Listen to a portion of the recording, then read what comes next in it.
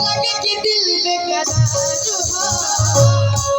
एगो हम दिल बेकरार दिलों तोहार हो बेकरार दिलों तोहार हो बेकरार दिलों तोहार हो एगो हम दिल बेकरार दिलों एगो हम दिल बेकरार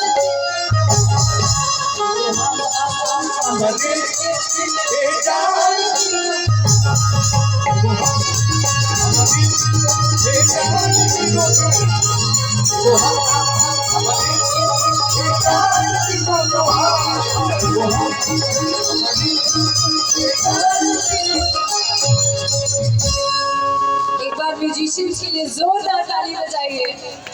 और आप लोगों को हाथ से ताली बजाने में इतना ठंड लग रहा है, उनकी तो जान जा रही है। एक बार जोरदार ताली बजाइए प्लीज। और हम सभी के बीच हमारे माननीय खेल मंत्री सर आए हुए हैं। आपका दिल से आभार और दिल से स्वागत है।